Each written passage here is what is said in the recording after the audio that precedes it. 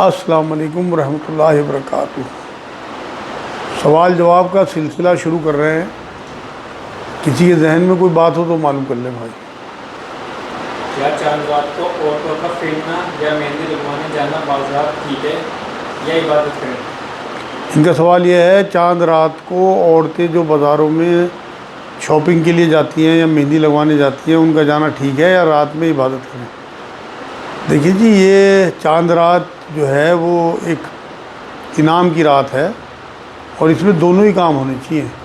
جو بچے ہیں، عورتیں ہیں، ان کی کوئی تیاری رہ گئی ہو تو ان کی عمر کے ولولے، ان کے جوش، ان کی خوشی ہے، ان کے عمر کے حساب سے ہمیں سوچنا چاہیے۔ اس لیے بڑوں کو بہت زیادہ تنبیہ نہیں کرنی چاہیے، بلکہ ان کے ساتھ خود جا کے پردے میں انہیں لے جا کے ان کی تمام کام جو ہیں وہ پورے کرانے چاہیے۔ یہاں میں وضاحت کر دوں کہ مہندی اگر آپ کو لگوانی ہے اپنی بچیوں کے تو کسی عورت سے لگوائیں۔ یہ جو بازار میں مردوں سے مہندی لگواتی ہیں یہ ناجائز ہے بالکل، کیونکہ نامحرم لوگ بچیوں کے ہاتھ پکڑتے ہیں، جو اسلام میں منائی ہے۔ باقی شاپنگ کرنے میں، مہندی لگوانے میں، گھومنے میں کوئی حرج نہیں ہے۔ اگر پردے کی حالت میں اپنے محرموں کے ساتھ بچی شاپنگ کر رہی تو بالکل جائیں، اور تھوڑی بہت عبادت بھی کریں۔ انعام کی رات ہے، سارے مہینہ آپ نے روزے رکھے، قرآن پاک سنائے، تو عبادت کی رات تو ہے ہی وہ، کیونکہ انعام کی رات بتائی اسے۔ لیکن ساتھ میں بہت زیادہ تنبیہ نہ کریں۔ دین جو ہے وہ اس طرح کی اجازت دیتا ہے، کہیں اتنی تنبیہ نہیں کرتا کہ آپ اپنی بچیوں پہ ناجائز سختیاں کریں جس سے کہ وہ غیروں کی طرف مائل ہوں اور پھر ان سے اپنے کام بتائیں اور پھر ناجائز طریقے سے دوستیاں کریں اور پھر آپ کے گھروں میں جو ہے وہ بگاڑ کا سامان آئے۔ بیوی دوسرے کی، بچے اپنے کیوں اچھے لگتے ہیں؟ اچھا، ان کا سوال یہ ہے کہ بیوی دوسروں کی اور بچے اپنے کیوں اچھے لگتے ہیں؟ یہ تو بیکار کا جملہ ہے بھائی، نبی نے کوئی اس طرح کی بات نہیں فرمائی۔ جو دیندار آدمی ہو اسے تو اپنی بیوی اور اپنے ہی بچے اچھے لگیں گے، اور بچے تو سبھی کے اچھے لگتے ہیں۔ نبی اکرم صلی اللہ علیہ وسلم تو بچوں کے ساتھ دوڑ لگاتے تھے، کھیلتے تھے، محلے میں بچے کھیلتے مل جائیں ان کے ساتھ ہی کھیل میں لگ جاتے تھے، تو سنت ہے نبی کی۔ تو بچے تو سبھی کے اچھے لگنے چاہیے، بلکہ بیوی دین یہ کہتا ہے کہ صرف اپنی اچھی لگنی چاہیے۔ نامحرم کی طرف تو آپ کو اس نظر سے دیکھنا بھی آپ کے لیے حرام ہے، کیونکہ حضور نے فرمایا ہر اعضاء کا زنا ہے، آنکھوں کا بھی زنا ہے۔ اگر آپ نامحرم عورتوں کو یا دوسروں کی بیویوں کو اگر آپ دیکھتے ہیں تو ظاہر سی بات ہے شیطان تو اپنا کام کرے گا، وہ آپ کی نظر میں شہوت بھی ڈالے گا، ذہن میں بھی شہوت ڈالے گا، تو وہ اچھی لگیں گی۔ تو نامحرم عورتوں کو دیکھنا ویسے ہی حرام ہے۔ نبی نے فرمایا پہلی نظر تو معاف ہے، لیکن ٹکٹکی لگا کے اگر آپ اسے دیکھتے ہیں تو پھر وہ ناجائز ہے۔ حالت جنابت میں کوئی مر جائے تو کیا ہوگا؟ ان کا سوال یہ، حالت جنابت میں اگر کوئی مر جائے تو کیا ہوگا؟ اگر کسی میاں بیوی نے رات میں جماع کیا ہے اور ابھی غسل نہیں کیا، فجر سے پہلے غسل کرنے کا ارادہ ہے، اسی بیچ میں اللہ نے ان کی روح قبض کر لی، تو بالکل وہ ایمان کی حالت میں ہی گیا بھائی۔ وہ جو نپاکی ہے وہ ایسی نپاکی نہیں ہے کہ آدمی نجس ہو جائے۔ حضور نے فرمایا مومن کبھی نجس نہیں ہوتا، وہ تو طہارت حاصل کرنے کے بعد نماز، روزہ، قرآن وغیرہ کے لیے طہارت حاصل کرنی ہے، باقی تو ایمان والے ہمیشہ پاک ہوتے ہیں۔ اگر اس حالت میں کسی کی ڈیتھ ہو جائے تو یہ نہ سمجھا جائے کہ وہ خدا نہ خواستہ اللہ نہ کرے کہ اس کی نجات نہیں ہوگی یا وہ دوزخ میں جائے گا، ایسا کچھ نہیں ہے۔ وہ ایک سنت کام اس نے کیا ہے۔ غسل کا ٹائم نبی اکرم صلی اللہ علیہ وسلم کی طرف سے ہمیں موقع دیا ہوا ہے کہ فجر سے پہلے کبھی بھی غسل کر سکتے ہیں۔ اگر اس بیچ میں کسی کی ڈیتھ ہو جائے تو وہ بالکل حلال موت ہے اور انشاءاللہ جنت میں جائے گا۔ سعودی عرب سے اپنی بیوی کو ویڈیو میں ورانا دیکھنا ٹھیک ہے؟ بڑا اچھا سوال ہے بھائی، یہ بہت سوال میرے سے کیا گیا کہ جو لوگ سعودی عرب میں رہتے ہیں وہ اپنی بیویوں کو موبائل پہ برہنہ دیکھتے ہیں تو وہ کیا جائز ہے؟ کہ ویسے تو کوئی منائی نہیں ہے، مگر آپ یہ دیکھیں کہ اس طرح کی ویڈیو پہ اپنی وائف کو دیکھنے کے بعد آپ تکمیل کیسے کریں گے اپنی خواہش کی؟ تو وہ حرام ہے بس، کیونکہ قرآن میں اللہ نے بیویوں کے علاوہ جو بھی طریقے استعمال کرتے ہیں لوگ ڈسچارج ہونے کے، وہ سب ناجائز ہیں۔ قرآن نے انہیں منع کیا ہے کہ کوئی بھی طریقہ استعمال نہ کیا جائے۔ تو میری رائے نہیں ہے کہ اس طرح سے اپنی شہوت کو ابھارا جائے، ویسے منع کوئی نہیں ہے، کیونکہ وہ آپ اور ان کے لیے آپ اور وہ آپ کے لیے لباس ہیں۔ اللہ نے قرآن میں ایک دوسرے کا لباس کہا ہے میاں بیوی کو، مگر اس وجہ سے میرے نزدیک ٹھیک نہیں ہے، کیونکہ اس کے بعد پھر شہوت ہوگی اور پھر دونوں کو دقت ہوگی، تو بچنا چاہیے۔ آپ ویسے جتنی مرضی بات کریں اپنی وائف سے، مگر اس سے بچیں۔ اور کئی بار تو ایسا ہوتا ہے، کیونکہ یہ تو ایک مشین ہے، ٹیکنالوجی ہے، ایسا نہ ہو خدا نہ خواستہ کوئی غلط بٹن دب جائے اور وہ چیز وائرل ہو جائے اور آپ کی جو بیوی صرف آپ کے لیے جو ہے وہ لباس ہے، وہ اس کی ناجائز فوٹو دوسروں تک پہنچ جائیں، جو دوسروں کے لیے ناجائز ہیں، آپ کے لیے جائز ہیں۔ کہ ہر سوتیلی ماں کو زکوٰۃ دے سکتے ہیں؟ ان کا سوال یہ ہے سوتیلی ماں کو زکوٰۃ دے سکتے ہیں؟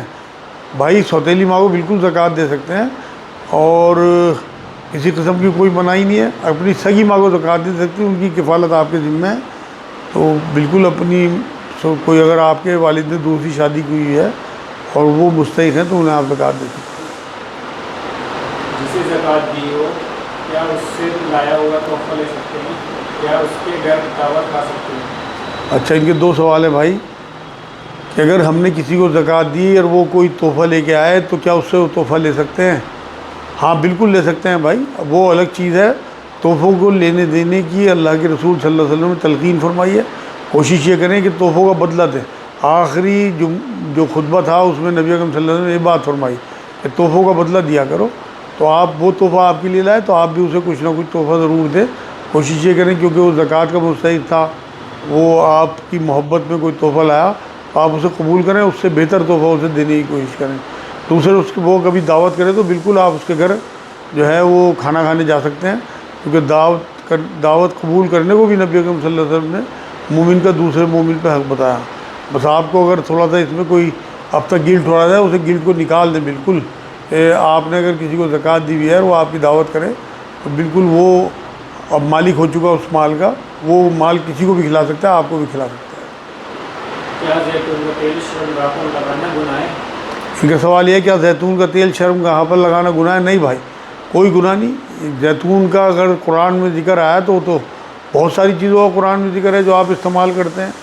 اس کا مطلب یہ تھوڑی ہے کہ آپ ان چیزوں کو بالکل آپ ان کا استعمال جو ہے وہ اپنی شرمگاہ پہ نہیں کر سکتے۔ اگر آپ کو ڈاکٹر نے ریکمنڈ کیا یا آپ مالش کے لیے کوئی بھی تیل استعمال کر رہے ہیں، اس میں چاہے زیتون کا تیل کیوں نہ ہو، بالکل اسلام میں کوئی اس طرح کی منائی نہیں ہے، نہ نبی اکرم صلی اللہ علیہ وسلم نے منع فرمایا۔ کیا شادی کارڈ پر لڑکی کا نام نہیں لکھوانا چاہیے؟ ان کا سوال ہے کیا شادی کارڈ پہ لڑکی کا نام نہیں لکھوانا چاہیے؟ نہیں لکھوا سکتے ہیں، بالکل کوئی منائی نہیں ہے۔ اور جبھی تو پتہ لگے گا کہ فلاں لڑکی سے شادی ہو رہی، کس کی بیٹی ہے، عام اعلان کرنے کا حکم ہے، اس میں کوئی حرج نہیں۔ یہ لوگ بہت زیادہ اصل میں تقویٰ دکھاتے ہیں اس معاملے میں کہ لڑکیوں کے نام نہیں چھپاتے، بالکل کوئی حرج نہیں ہے اس میں، اور دین کہیں کوئی منع نہیں کرتا، نہ نبی اکرم صلی اللہ علیہ وسلم کی کوئی حدیث نہیں ہے اس طرح کی۔ آپ تعویذ کو شرک بتاتے ہیں، جبکہ حضرت عبداللہ بن عمر قرآن کی آیتیں اپنے بچوں کے گلے میں ڈالتے تھے۔ اچھا، ان کا سوال یہ ہے کہ میں تعویذ کو شرک بتاتا ہوں اور حضرت عبداللہ بن عمر رضی اللہ تعالیٰ عنہ اپنے بچوں کے گلے میں قرآن کی آیتیں ڈالتے تھے۔ بھائی میں نہیں بتاتا، یہ نبی اکرم صلی اللہ علیہ وسلم بتا کے گئے ہیں، ابن ماجہ کی حدیث پاک ہے، صحیح حدیث ہے کہ جس نے تعویذ لٹکایا انہوں نے شرک کیا۔ یہ میری بات نہیں ہے، میرے آقا کی بات ہے۔ تو آقا علیہ السلام جس بات کو کہتے ہیں وہ قیامت تک کے لیے ہے۔ اور یہ جو عبداللہ بن عمر رضی اللہ تعالیٰ عنہ کا یا کسی بھی دوسرے صحابی کا معاملہ بتایا جاتا ہے، وہ ان چھوٹے بچوں کے گلے میں تختیے ڈال دیتے تھے قرآن کی آیتوں کی، جب قرآن انہیں یاد کرانا ہوتا تھا، نہ کہ تعویذ کی شکل میں، یاد کرانے کی شکل میں۔ آپ بھی اگر کوئی آیت یا صورت یاد نہ ہو رہی ہو، میں بھی اب نئی صورتیں جو یاد کرتا ہوں موبائل میں ان کے فوٹو کھینچ لیتا ہوں قرآن سے، اور جب مجھے موقع ملتا ہے میں رٹنے بیٹھ جاتا ہوں۔ تو یہ اس ٹائم وہ طریقہ تھا کہ تختی وہ کسی چیز پہ لکھ کے ان کے گلے میں ڈال دی، ان سے کہہ دیا کہ یاد کرتے رہنا، جب بھی انہیں یہاں دھیان کرنا ہوا اس کا تو اس طرف دیکھ لیا، تختی کی طرف موڑ کے، اور اسے یاد کرتے رہے۔ تو وہ تعویذ کی شکل میں نہیں تھا میرے بھائی، نہ نبی نے کبھی کسی کو تعویذ دیا، نہ کسی صحابی نے کوئی تعویذ دیا۔ یہ تو ہمارے زمانے میں لوگوں کا جو توکل اللہ سے ہٹا کے تعویذوں کی طرف لگا دیا گیا، صرف اور صرف اس وجہ سے کہ اس سے پیسہ جڑا ہوا ہے اور اس سے نام جڑا ہوا ہے، شہرت جڑی ہوئی ہے کہ فلاں کا تعویذ بہت بڑھیا ہے، اس سے تعویذ لو۔ یہ گناہ ہے میرے بھائیوں، اپنی نماز درست کریں۔ میں اکثر دیکھتا ہوں میرے پاس آنے والوں میں نماز پڑھتے نہیں لوگ اور تعویذوں کے چکر میں پڑے ہوئے ہیں، بالکل یہ شرک ہے میرے نزدیک، کیا نبی اکرم صلی اللہ علیہ وسلم کے نزدیک شرک ہے۔ اس لیے ان سے بچو اور 5 نمازیں اپنی درست کرو، ہر نماز کے بعد اپنے اللہ سے مانگو جو بھی آپ کی حاجت ہو، نبی نے فرمایا جوتے کا تسمہ ہی مانگنا ہو تو اپنے اللہ سے مانگنا، اس پہ توکل کرو۔ آب زمزم میں کفن بھگو کر لانا ٹھیک ہے؟ بڑا اچھا سوال ہے ان کا بھائی۔ یہ آب زمزم میں بہت سے لوگ کفن بھگو کے لاتے ہیں، تو ان کا پوچھنا یہ ہے کہ کیا آب زمزم میں کفن بھگو کے لانا ٹھیک ہے؟ بھائی کہیں کسی روایت سے بات ثابت نہیں ہے، اس سے کہیں نجات نہیں ہونے والی۔ جب نبی اکرم صلی اللہ علیہ وسلم نے عبداللہ بن ابی کو اپنا کرتا دیا تو حضرت عمر رضی اللہ تعالیٰ عنہ کو اعتراض ہوا اس بات پہ۔ نبی اکرم صلی اللہ علیہ وسلم نے انہیں ایک طرف لے جا کے یہ بات کہی کہ عمر میرا کرتا بھی اسے بچا نہیں سکتا۔ تو آب زمزم میں بھیگا ہوا کفن کسی بھی قیمت پہ کسی ایک گناہ معاف نہیں کرا سکتا۔ اگر حضور یہ کام کرتے یا کوئی صحابی یہ کام کرتے تو ہم آپ کو بھی بتا دیتے۔ کسی روایت میں اس طرح کی بات نہیں ہے، لوگوں کے اپنے جذبات ہیں، اگر لاتے ہیں کوئی بات نہیں، ورنہ یہ بدعت ہے۔ میرے نزدیک تو جو کام نبی نے نہ کیا ہو اور نبی کے صحابہ نے نہ کیا ہو، اسے کام کو نیکی سمجھ کے کرنا اور اسے اپنے لیے سمجھنا کہ نجات کرا دے گا ہماری، یہ اپنے آپ میں میرے نزدیک تو بالکل بھی ٹھیک نہیں ہے، اس سے بچنا چاہیے۔ کیا بیٹھ کر نماز پڑھنے سے ثواب ادا ہو جاتا ہے؟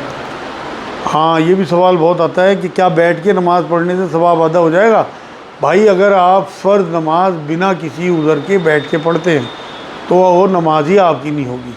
ہاں اگر آپ کسی عذر سے، آپ کے گھٹنوں میں درد ہے، ٹانگوں میں درد ہے، کمر میں درد ہے، ڈاکٹر نے بالکل منع کر دیا جھکنے کو، سجدہ کرنے کو یا کھڑے رہنے کو، اگر آپ بیٹھ کے نماز پڑھتے ہیں تو انشاءاللہ پورا اجر آپ کو ملے گا۔ اور اگر آپ بنا کسی عذر کے فرض نماز جو ہے وہ بیٹھ کے پڑھتے ہیں تو آپ کی نماز ہی نہیں ہوگی۔ اگر آپ کھڑے ہو کے پڑھ سکتے ہیں تو کھڑے ہو کے نماز پڑھنا ہے جو فرض نمازیں ہیں۔ ہاں سنت نمازیں اگر آپ بنا کسی عذر کے بیٹھ کے پڑھتے ہیں تو آپ کا ثواب ادا ہو جائے گا، نوافل ہوں چاہے سنتیں ہوں۔ اور اگر آپ وہ بھی کسی عذر کی وجہ سے بیٹھ کے پڑھتے ہیں تو اس میں بھی آپ کو ثواب پورا ہی ملے گا انشاءاللہ، آدھا ثواب نہیں ملے گا، لیکن بنا عذر اگر آپ پڑھتے ہیں تب آپ کو آدھا ثواب ملے گا۔ کیا دوسرے مسلک کی مسجد میں نماز ہو جائے گی جبکہ ان کے عقیدے کا پتہ نہیں ہے؟ اچھا ان کا سوال یہ ہے کہ کیا دوسرے مسلک کی مسجد میں نماز ہو جائے گی جبکہ ان کے عقیدے کا پتہ ہی نہیں کہ ان کا عقیدہ کس طرح کا ہے؟ بھائی نبی اکرم صلی اللہ علیہ وسلم نے یہ بات فرمائی کہ امام چاہے گناہ گار ہی کیوں نہ ہو، فاسق ہی کیوں نہ ہو، تم اس کے پیچھے نماز پڑھا دینا، اس کی غلط نماز پڑھانے کا وبال اسی پہ ہوگا۔ تمام جتنے مقتدی ہیں ان کی نمازوں کے ذمہ دار امام صاحب ہوتے ہیں، اس لیے آپ بے فکر ہو کے ہر ایک مسلک کی مسجد میں نماز پڑھ دیا کرو، آپ کی نماز انشاءاللہ ہو جائے گی۔ آپ کے پاس کوئی پیرامیٹر نہیں ہے ان کے عقیدے درست کرنے کا یا چیک کرنے کا، آپ اپنا عقیدہ درست رکھو اور اپنے طریقے سے نماز پڑھو جو نبی اکرم صلی اللہ علیہ وسلم کا طریقہ ہے۔ آپ بالکل دماغ سے ہر طریقے کی بات نکال دو، آپ ہر ایک مسلک کی مسجد میں نماز پڑھ سکتے ہو۔ کیا لیلۃ القدر کی کچھ نشانیاں بھی ہیں؟ ان کا سوال یہ لیلۃ القدر جو رمضان کے آخری عشرے میں آتی ہے کیا اس کی نشانی بھی ہیں؟ نہیں بھائی نبی اکرم صلی اللہ علیہ وسلم نے تو اس طرح کی نشانیاں کوئی نہیں بتائیں، بلکہ کچھ علامتیں صحابہ اکرام نے کہا کہ ہم نے اس رات میں سمندر کا پانی میٹھا دیکھا یا موسم ایسا دیکھا، لیکن اس کی کوئی اتھینٹسٹی نہیں ہے جب تک نبی اکرم صلی اللہ علیہ وسلم بتا کے نہ جائیں۔ اگر اس طرح کی علامتیں حضور کو بتانی ہوتی تو اللہ ان سے وہ رات جو ہے وہ چھپاتا ہی نہ، جب اللہ نے ان سے وہ رات چھپا لی اور ہمیں حکم دیا گیا کہ ان 5 طاق راتوں میں اس کی تلاش کرو، اسی لیے آخری عشرے کا اعتکاف فرماتے تھے اور ہمیں بھی حکم دیا تو ان آخری راتوں میں لیلۃ القدر کو تلاش کرو۔ تو اس لیے بالکل میرے نزدیک تو کوئی علامت جو ہے وہ دیکھنے کی ضرورت ہی نہیں ہے، آپ وہ 5 راتیں ضرور مسجد میں لگائیں یا گھر میں لگائیں، عبادت کریں، انشاءاللہ جو بھی رات ہوگی وہ آپ کو مل جائے گی، آپ کو کسی علامت کی ضرورت ہی نہیں۔ جب نبی سے چھپا دیا گیا تو پھر ہماری کیا مجال کہ ہم اس کی علامتیں تلاش کریں۔ بغلوں اور زیر ناف بال صاف کرنے کا کیوں حکم ہے؟ ان کا سوال یہ بغلوں کا زیر ناف بال صاف کرنے کا حکم کیوں ہے؟ بھائی صفائی کے لیے، کیونکہ یہ جگہ ایسی ہیں کہ یہ 2 اعضاء ملتے ہیں اس میں، جیسے بہاں ہے اور اس کے بعد آپ کے جسم کا حصہ پسلی ہوگا، وہ آپس میں ملتے ہیں تو وہاں بغلیں ہوتی ہیں، تو ظاہر سی بات ہے وہاں پسینہ زیادہ آتا ہے۔ ایسے آپ کے جنگاسے ہیں یا زیر ناف جتنی بھی آپ کی وہ چیزیں آپس میں ملی رہتی ہیں، تو اس وجہ سے وہ منع کیا گیا۔ صفائی کا مذہب ہے اسلام، نبی اکرم صلی اللہ علیہ وسلم نے فرمایا کہ صفائی آدھا ایمان ہے، تو اس لیے کم سے کم 15 دن، زیادہ سے زیادہ 40 دن یا 10 دن 15 دن میں آپ صاف کر لیا کریں، جس سے کہ کوئی بیماری نہ ہو، دانے وانے نہ ہو، اور گرمی نہ ہو، گندگی نہ ہو، اور آدمی فریش رہتا ہے۔ آپ کبھی بھی دیکھ لینا، جو لوگ اپنی صفائی رکھتے ہیں وہ اندر سے ہی محسوس کرتے ہیں۔ جب بھی آپ بال صاف کرتے ہوں گے بغلوں کے یا زیر ناف یا داڑھی وغیرہ کے، آپ کو عجیب سا سکون ملتا ہے۔ جب ناخن آپ کاٹتے ہیں ہاتھ پیروں کے، تب بھی آپ کو صفائی کر کے عجیب سا سکون ملتا ہے، کیونکہ یہ ایمان کی علامت ہے۔ اور جو ایمان والے لوگ ہوتے ہیں وہ ان چیزوں سے اندر جو ہے وہ خوشی محسوس کرتے ہیں، کیونکہ نبی اکرم صلی اللہ علیہ وسلم نے صفائی کو آدھا ایمان بتایا۔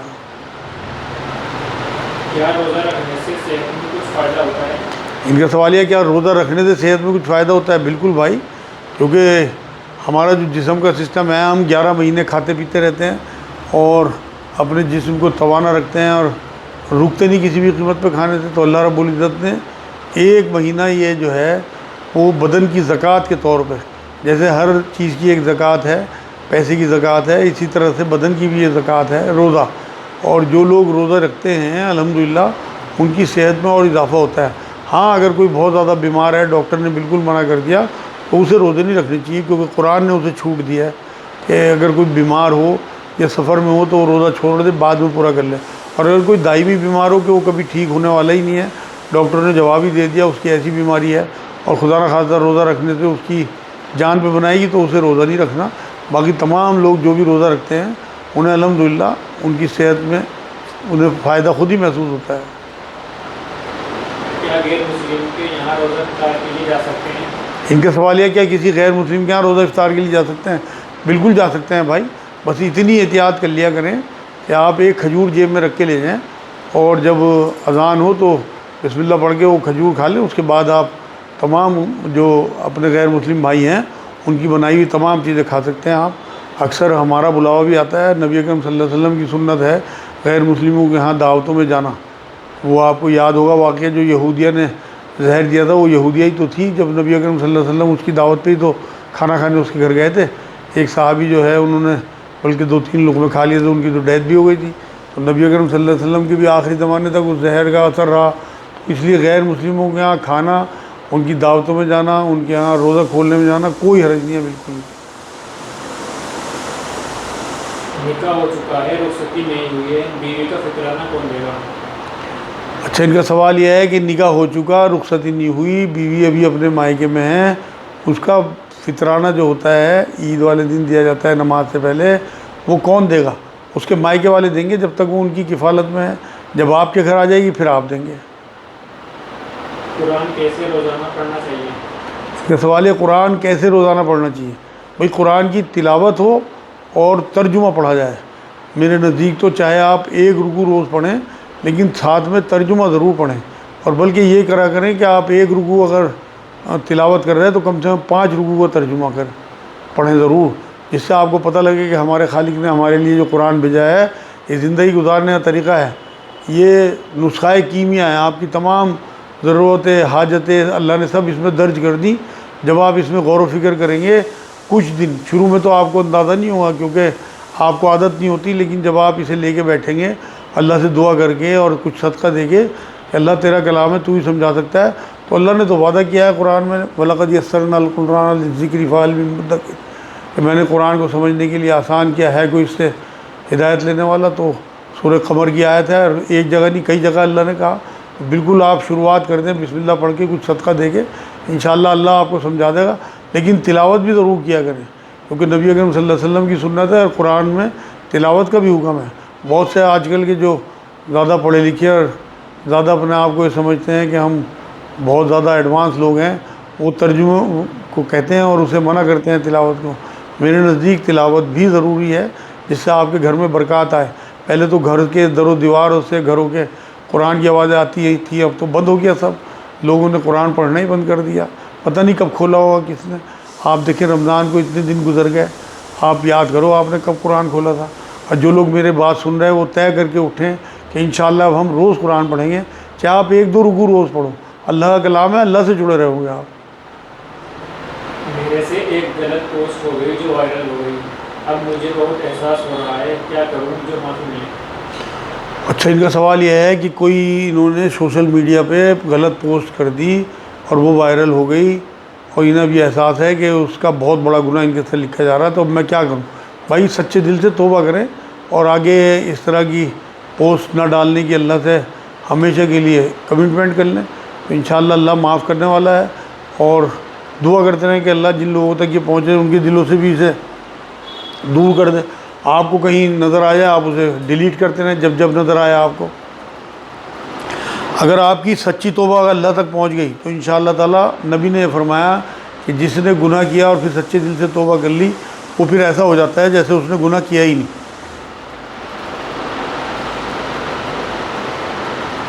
کوئی بے نمازی گندا ناپاک آدمی گوشت ذبح کلمے سے کرتا ہے کہ کیا وہ گوشت کھانا ٹھیک ہے؟ ان کا سوال یہ ہے کہ کوئی بے نمازی ہو، گندا بھی ہو، اگر وہ کلمہ پڑھ کے گوشت ذبح کرے، مسلمان ہی ہو اور بے نمازی بھی ہو چاہے، تو کیا وہ گوشت ذبح ہو جائے گا؟ وہ کھانا جائز ہے؟ بالکل جائز ہے بھائی، آپ اچھا گمان رکھیں، وہ انشاءاللہ تعالیٰ آگے چل کے اسے اللہ ایمان کی، تو ایمان والا تو ہے ہی، نمازی کی ہونے کی بھی توفیق دے گا، صفائی کی بھی توفیق دے گا انشاءاللہ تعالیٰ، پاکی کی بھی توفیق دے گا، لیکن فی الحال وہ گناہ گار تو ہے، لیکن ایسا نہیں ہے کہ اس کے ہاتھ کا ذبیحہ جو ہے وہ آپ نہیں کھا سکتے۔ جب اہل کتاب کا ذبیحہ اللہ نے حلال کر دیا قرآن پاک میں، تو یہ تو ایمان والا آدمی ہے، تو بالکل آپ کو اجازت ہے، اس طرح بہت زیادہ چھان بین نہیں کرنی میرے بھائی۔ کیا بقرعید پر عورت حیض میں ہوتے ہوئے ذبح کر سکتی ہے؟ ان کا سوال یہ ہے بقرعید پر عورت کوئی حیض میں ہو تو کیا وہ ذبح کر سکتی ہے جانور؟ بالکل کر سکتی ہے بھائی۔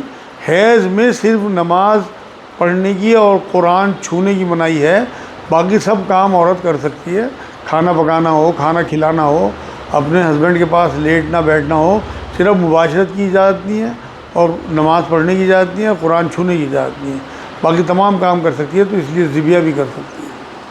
ایک بہن سے بچے نہ ہونے پر دوسری بہن سے نکاح کر لیا، وہ بچے ہو جائیں، کیا یہ ٹھیک ہے؟ ان کا سوال یہ ہے ایک بہن سے شادی ہوئی، اس سے بچے نہیں ہوئے، پھر دوسری بہن سے انہوں نے نکاح کر لیا، اس سے بچے ہوئے، کیا وہ ٹھیک ہے؟ بالکل بھی ٹھیک نہیں ہے بھائی۔ شریعت دو بہنوں کو ایک ساتھ رکھنے سے منع کرتی ہے، قرآن کی آیت میں ہی اللہ رب العزت نے دو عورتوں کو نکاح میں اکٹھا کرنے سے جو بہنیں ہوں سگی انہیں منع کیا۔ آپ فوراً یا تو پہلی والی کو طلاق دیں یا دوسری والی کو طلاق دیں، اور وہ بچے بھی آپ کے ٹھیک نہیں ہیں، اس عورت کو ہی دے دیں۔ یہ تو آپ میرے نزدیک آپ کو فتویٰ لینا چاہیے کسی مفتی صاحب سے اور پھر اسے فالو کرنا چاہیے۔ بھائی یہ اللہ کی شریعت ہے، یہ ہماری مرضی سے نہیں بلکہ اللہ کی مرضی سے چلنی چاہیے۔ ہم چاہتے ہیں کہ شریعت جو ہے وہ ہمارے حساب سے چلے، جبکہ اللہ یہ چاہتا ہے کہ ہم شریعت کے حساب سے چلیں، اس لیے بالکل اس میں کوتاہی نہ کریں۔ جو کچھ ہو گیا اسے فوراً لوگوں کو اکٹھا کریں، اپنے خاندان والوں کو، اور ایڈمٹ کریں کہ میرے سے غلطی ہوئی، کیونکہ میرے بھائی یہ 50 60 70 سال کی زندگی ہے تو ختم ہو جائے گی، اس کے بعد آنے والی زندگی جو ہے وہ آپ کے خلاف فیصلہ ہو جائے گا، اور وہ بہت بڑے گناہ کی بات ہے کہ آپ دو بہنوں کو اکٹھا کریں۔ بیٹی کا رشتہ جس سے ہوا ہے وہ نشہ کرتا ہے، کیا کریں؟ ان کا سوال یہ ہے بیٹی کا رشتہ جس سے انہوں نے کیا اس کا پتہ لگا کہ وہ نشہ کرتا ہے تو کیا کریں؟ بھائی قرآن کی آیت سن لو، اللہ نے یہ بات کہی ہے کہ پاک عورتیں پاک مردوں کے لیے، ناپاک عورتیں ناپاک مردوں کے لیے۔ اگر وہ نشے سے توبہ نہیں کرتا، اور نشے میں ایک بار پڑھنے کے بعد اکثر لوگ توبہ نہیں کر پاتے، وہ نشہ چھوٹتا نہیں، تو آپ کی بچی پاک ہے میرے حساب سے، ابھی بیٹی باپ کے گھر ہے، وہ رشتہ توڑ دو اور اپنی بچی کو کسی پاک آدمی کے حوالے کرو، کسی پاک آدمی سے اس کا رشتہ کرو اور اسی سے نکاح کرو فوراً۔ اس معاملے کو آپ بالکل اپنے رشتہ داروں کے بیچ میں رکھیں، جو بچولیا ہے اسے بلا کے صاف بات بتا دو کہ بھائی قرآن کی آیت کے حساب سے میں نے شریعت کے حساب سے چلنا ہے، میں نے اپنی بچی وہاں نہیں دینی۔ بالکل بھی آپ کی بچی پاک ہے، معصوم ہے، وہ اپنے ماں باپ کے حساب سے چل رہی، اس نے جہاں آپ نے کہا ہاں کر دی، تو اس معصوم کا اس بات کا آپ یہ اسے صلہ دو کہ اس کا رشتہ اس شرابی کے ساتھ زندگی بھر روتی رہے، پٹتی رہے، وہاں جھینکتی رہے، ایسے ہی بچے جو ہے اس کے بھیک مانگیں، کیونکہ شرابی کا کچھ نہیں پتہ ہوتا کہ اس کا کیا بنے گا، آگے جا کے کیا حال ہونے والا ہے اس کا نشیڑی کا۔ اس لیے اپنی بچی کو ابھی بچا لو آپ، اللہ نے آپ کو آگاہ کر دیا پہلے، یہ اس کی مہربانی ہے اور آپ کی بچی کی نیکی کی بات ہے کہ اللہ نے اسے بچا لیا، سمجھو۔ گاڑی دھونے چیزیں دھونے میں جو پانی ضائع ہوتا ہے اس کا گناہ کسے ملے گا، نوکر کو یا مالک کو؟ اچھا ان کا سوال یہ ہے کہ گاڑی دھونے ہوں یا اور سامان دھونے ہوں، ان میں جو پانی ضائع ہوتا ہے اس کا گناہ مالک کو ملا ہے، نوکر کو ملا ہے؟ کسی کو بھی نہیں ملے گا بھائی۔ جو چیزیں اللہ رب العزت نے جس کام کے لیے بنائیں وہ اسی کام آنی چاہیے۔ وہ جو نبی اکرم صلی اللہ علیہ وسلم نے پانی ضائع کرنے کی بات کہی، وضو کے لیے بھی کہ ندی کے کنارے ہی بیٹھے ہو تو پانی ضائع نہ کرنا، وہ ہمارا مائنڈ بنانے کے لیے کہ بھائی آپ ناجائز پانی نہ بہائیں، یہ تو جائز کام ہے آپ کے، آپ گندی گاڑی میں تھوڑی بیٹھیں گے، آپ گندے کپڑے تھوڑی پہنیں گے، آپ گندے گھر میں تھوڑی رہیں گے، فرش دھونا ہو، گاڑی دھونی ہو، کپڑے دھونے ہوں، جو بھی چیزیں آپ پانی سے کرتے ہیں، اللہ رب العزت نے پانی بنایا ہے اسی لیے، یہ پانی سارا جا کے نیچے زمین میں اسٹور ہوتا ہے، اس کے بعد پھر فریش ہو کے پھر دوبارہ کام آتا ہے، تو اس لیے بالکل اس ذہن کو نکال دیں، بہت زیادہ متقی پرہیزگار ان معاملوں میں اپنے آپ کو نہیں بنانا کہ آپ اپنی طرف سے ہی دین کو جو ہے وہ سمجھنے لگیں اور بنانے لگیں، جتنا رسول اکرم صلی اللہ علیہ وسلم دین دے کے گئے دین اتنا ہی ہے، اس طرح کی کوئی منائی اسلام میں نہیں ہے کہ آپ اپنی کاریں نہ دھو، گھروں کو نہ دھو یا اور چیزوں کو نہ دھو، ان میں پانی ضائع ہوتا ہے، کوئی تعلیمات ہمیں اس طرح کی نہیں ملتی۔ وما علینا الا البلاغ۔ السلام علیکم ورحمۃ اللہ وبرکاتہ۔